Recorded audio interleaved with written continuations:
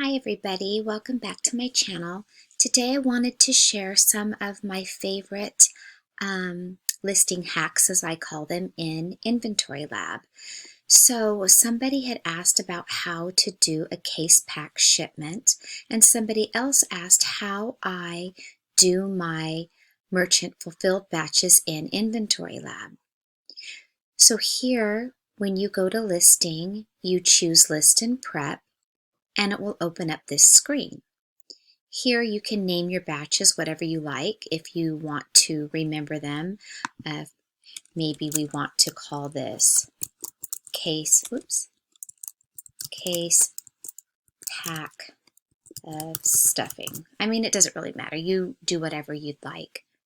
You can import CSV by list and it would auto-populate. You can select your buy list from your Scoutify app if you were outsourcing in the store where you've already plugged in what you paid for the item and how many you had.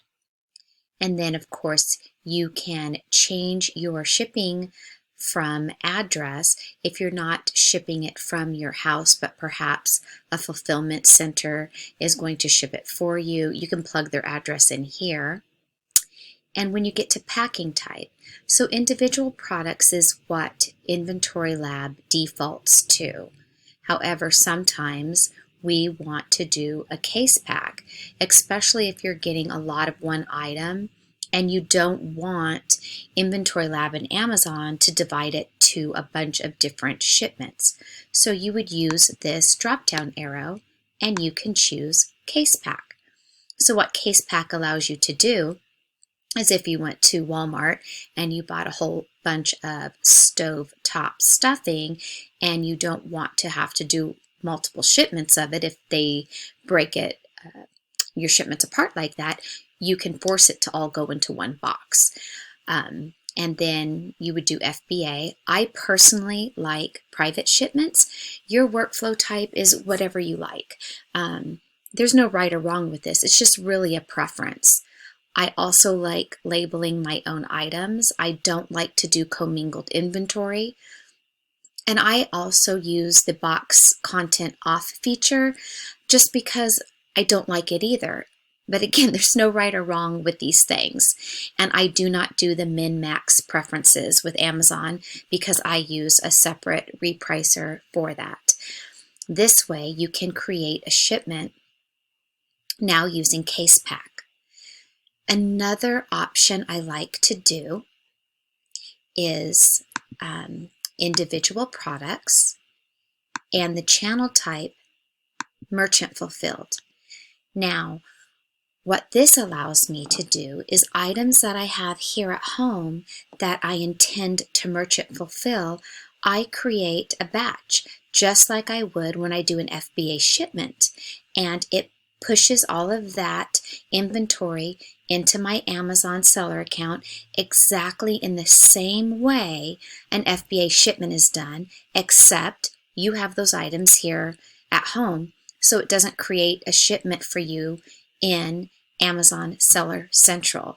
What is great about this is it will add your inventory into your Amazon Seller account and then track it here in Inventory Lab. So when you go up here to your accounting feature and you choose merchant sales, you can see your true profit and loss and ROI because you've now actually plugged in what you paid for your item and where you bought them. So I really love being able to do this so I don't have to manually go back in and plug in one by one what I paid for my items. It's a fantastic feature here in Inventory Lab. So going back to our case pack FBA shipment, we now can create it. Now, another feature that I really love using here in Inventory Lab is the variable MSKU. You can choose how you want your SKUs to be created in Inventory Lab when you are creating your batches.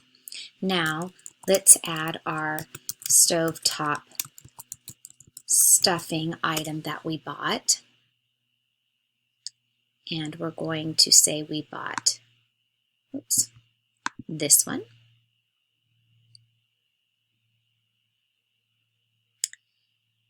And of course, these usually default to no.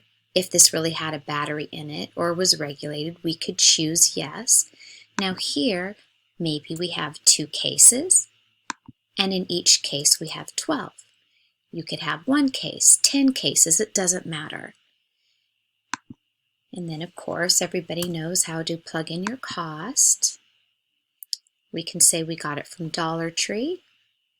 And then you can add your expiration date here in this box. Now, if your expiration date actually shows on your packaging and is clear to see, you do not have to do this expiration date in Inventory Lab. It doesn't even send it to your Amazon shipment. This is simply for printing it out on your stickers. So when you put your sticker on your packaging, it will have this expiration date on it. When they're obscure and you can't see the expiration date on your item, I will add it here. Again, that's really a preference. I don't know that it's right or wrong. Now you see it auto-populated my MSKU to say that I paid $6 for the item. I bought it at Dollar Tree, and this is the ASIN. Now, the customer does not see this information. This is only in the back end for you. So when you are looking in your inventory in Seller Central, you can see your MSKU to the left of your item there in Amazon Seller Central. I like this because if I want to reprice my items, I can at least quickly glance at what I paid for it to see if it can profit at if I had to lower the price, because also in Amazon Seller Central, you can see over here on of course on the camera, it shows my hands in the wrong. So on this side, you can see your SKU next to your item. Then you usually see your picture. Then moving over, you can see what Amazon's fees are. So you can quickly do the math yourself to know if you can afford to lower your price right in Amazon Seller Central.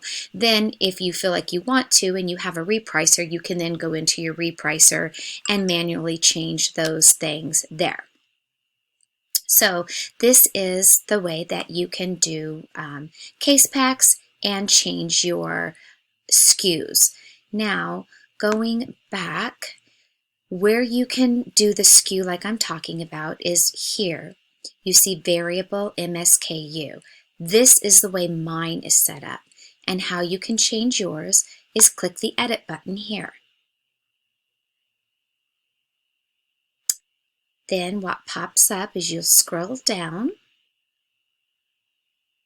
and you can choose, I want to use a variable MSKU. From this drop down you can see your options. And then this is my formula, and how you can create your formula is you click this pencil right here, and from these drop-down menus, these are your options that you can choose to create your MSKU. Possibly you want to know what the sales rank was at the time you made the listing, so down the line you can see if that sales rank is improving or getting worse. Any of these features you can use. It's up to you. Then I have the separator as being that line, the underscore. You could have it be any of these separators, and what that separator is separating the buy cost from the next item from the next item. And then you can down here save your formula. So it gives you a preview that it would be $2.50 I paid for it. This underscore is my separator. The store I bought it at, the underscore is my separator, and then the ASIN. And then you would just simply do save formula. You only have to do that once, and then every time you are doing your shipments, it's going to auto-populate that MSKU, and this is what it's going to look like in Amazon Seller Central. And again, only you see this. The customer does not see this. So if you find this information useful, please let me know, give me a thumbs up, and subscribe to my channel if you like my content. Thanks, guys.